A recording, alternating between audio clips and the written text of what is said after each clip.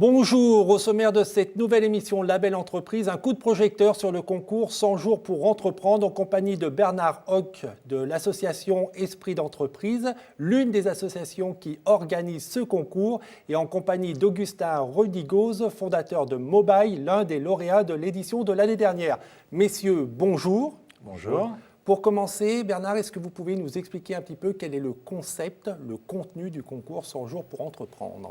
Le concept est très simple. Il s'agit d'encourager des jeunes, 18 à 26 ans typiquement, à créer leur entreprise, à les aider à la créer s'ils en ont l'intention. Donc d'accompagner ce passage à l'acte avec des moyens très simples et très directs, un peu d'argent, un peu de conseils, mais également tout ce qui est plus immatériel comme la reconnaissance et l'encouragement qu'apporte un réseau dans lequel ils rentrent. On a besoin d'encourager les jeunes parce qu'ils ont, à votre avis, pas suffisamment l'esprit d'entreprendre ? Alors, ils ont l'esprit d'entreprendre, à en juger par les statistiques de ceux qui expriment un intérêt, une volonté de créer une entreprise. En revanche, il y a beaucoup de freins qui sont propres à la création d'entreprise, qui n'ont pas toujours été expliqués, purgés par la formation en amont. Et il y a des réticences bien naturelles et on est là pour les aider à les lever. Augustin, je le disais, vous êtes fondateur de Mobile. Oui, vous avez été lauréat l'année dernière du concours 100 jours pour entreprendre. Pour commencer, est-ce que vous pouvez nous expliquer l'activité de Mobile ? Oui, alors très simplement, Mobile, c'est aujourd'hui une communauté de 25 000 consommateurs partout en France, donc des personnes comme vous et moi, que je vais pouvoir solliciter via mon application mobile, donc qui est disponible sur tous les smartphones, pour se rendre dans les magasins près de chez eux et en échange de quelques euros, je vais leur proposer de prendre en photo des produits dans les magasins, de relever quelques prix, tout ça pour le compte de marques. Donc on travaille avec des marques telles que Coca-Cola Entreprise, le groupe SEB, GSK par exemple, donc sur différents univers de la consommation. Et l'idée, c'est de se dire que ces marques ont besoin de retours rapides sur la situation en magasin et que les consommateurs, aujourd'hui plus de 50% des Français qui disposent de smartphones, peuvent remonter ces informations de manière rapide et fiable. Quel est l'intérêt pour un utilisateur de smartphone d'aller faire des photographies pour le compte de Mobile ? Très simplement, l'intérêt, c'est de gagner entre 3 et 10 euros parfois lorsque vous vous rendez dans un centre commercial près de chez vous, que vous allez faire vos courses. Je vais vous proposer en échange de 5-10 minutes ou en faisant des tours dans le magasin juste à côté, de gagner un peu d'argent tout simplement.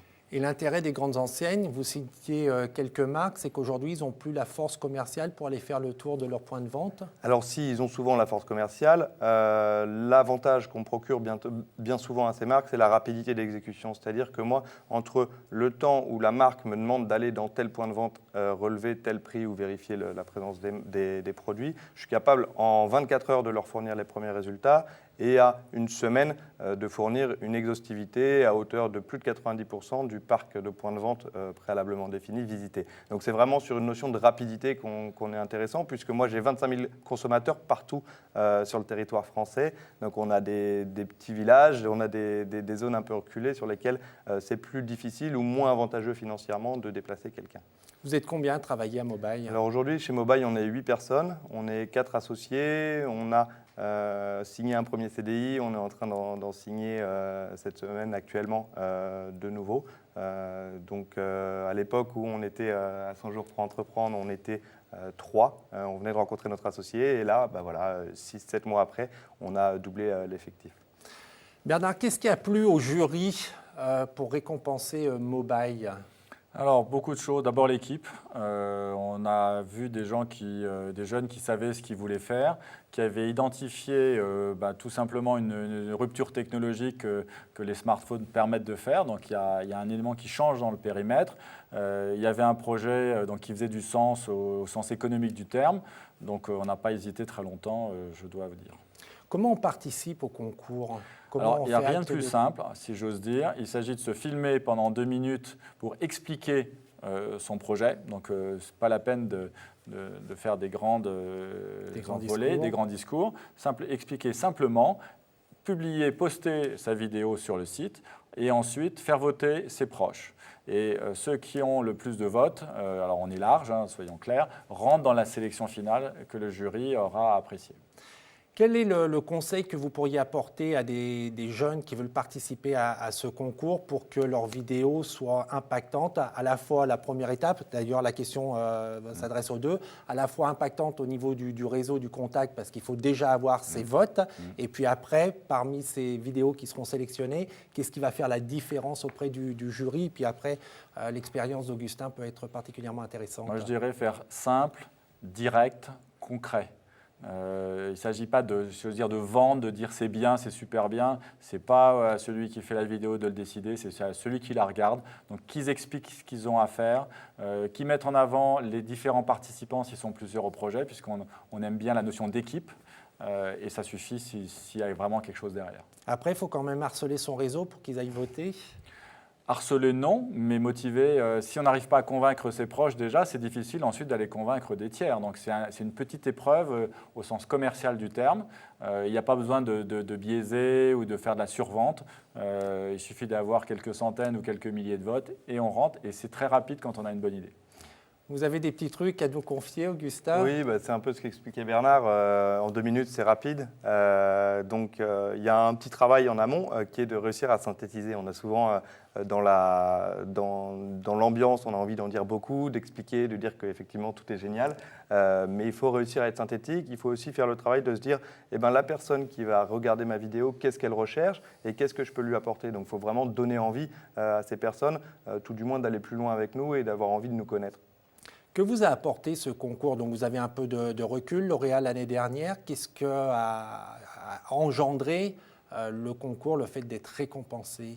Alors le concours, ça a engendré 2 choses. Donc la première chose, c'est les dotations, qui étaient très intéressantes pour nous. Jeune projet, toucher un premier chèque de 2 500 €, c'est très intéressant. Ça nous a permis d'engager les premiers frais, de prendre un premier stagiaire pour prendre des compétences qu'on n'avait pas forcément en interne.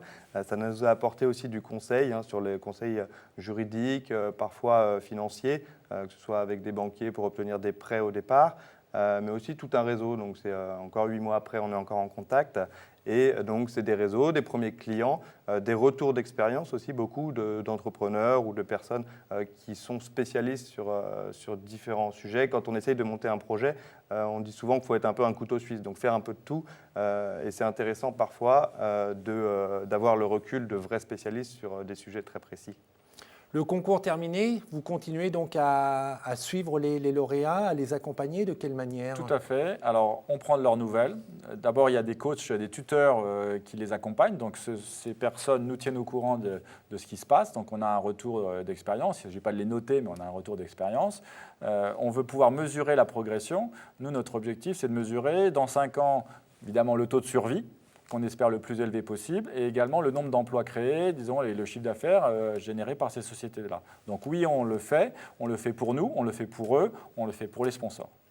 Quel public vous cherchez à toucher? On a dit jeunes, mais est-ce que, je ne sais pas, est-ce qu'il y a des domaines que vous recherchez plus particulièrement? Est-ce qu'il y a, entre guillemets, des catégories de jeunes que vous aimeriez sensibiliser davantage? Alors tout à fait. Alors d'abord, l'année dernière, nous avons eu un échantillon de métiers très divers. On a eu des projets dans la restauration, des projets dans la technologie et le marketing. Donc il y a un grand univers. Mais on a eu surtout des projets de jeunes très diplômés. Bac plus 4, Bac plus 5, passer par des options entrepreneuriat d'école. Donc, c'était des jeunes qui étaient déjà très outillés pour se lancer. Nous, notre idéal, c'est de toucher des jeunes qui sont beaucoup moins formés, qui sont d'origine parfois beaucoup plus modeste, qui peuvent avoir un projet tout à fait intéressant, qui ne sera peut-être pas le prochain Google, mais qui devront se lancer. Et c'est cette cible-là, qui est la cible la plus vaste, qu'on cherche également à toucher de plus en plus.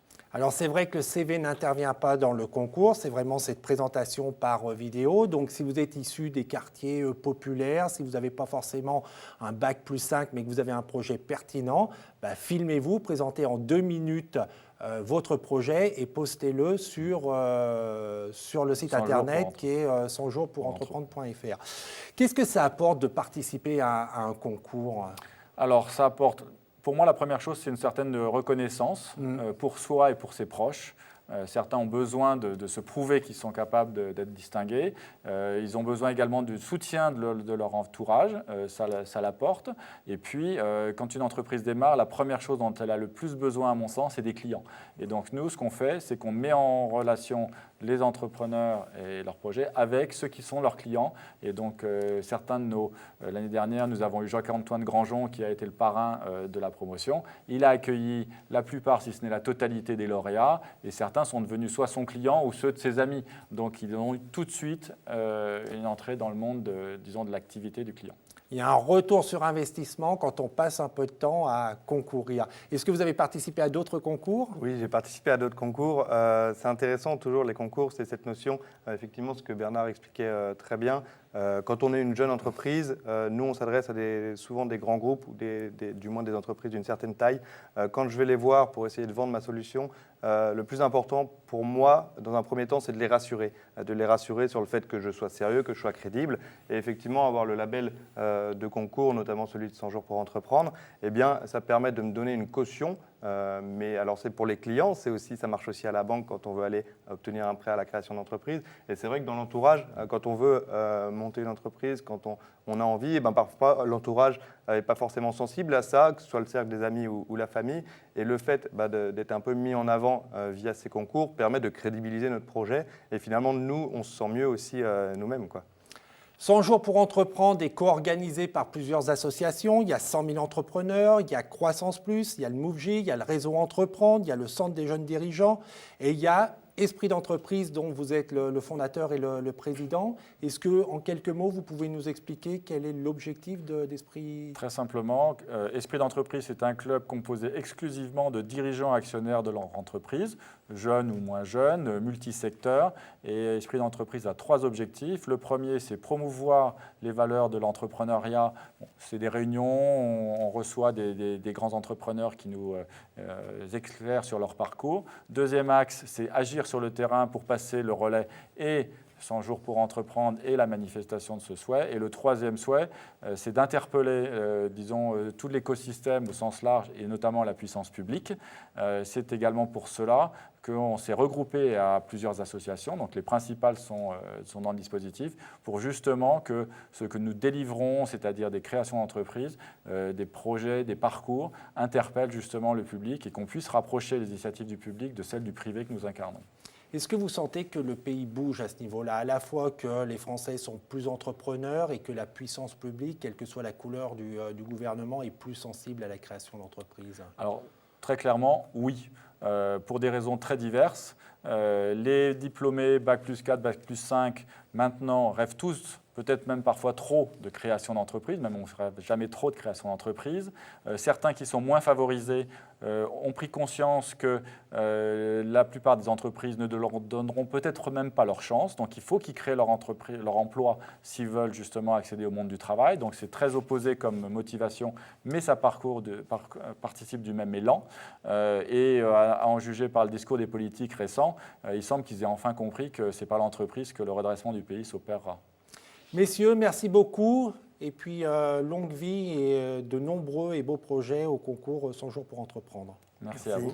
Alors, pour prolonger juste cette discussion, on va quand même renvoyer sur quelques sites Internet. Donc, si vous voulez participer ou faire partie de la communauté de Mobile, il y a évidemment l'application, c'est sur www.mobile-app.com. Pour participer au concours, on l'a dit, vous postez votre vidéo sur votre projet, c'est www.100jourspourentreprendre.fr. Et si vous voulez en savoir plus sur Esprit d'entreprise, il y a également un site internet, c'est www.espritdentreprise.fr. On se retrouve la semaine prochaine en attendant que le souffle de la création et que l'esprit d'entreprendre vous accompagne. Au revoir.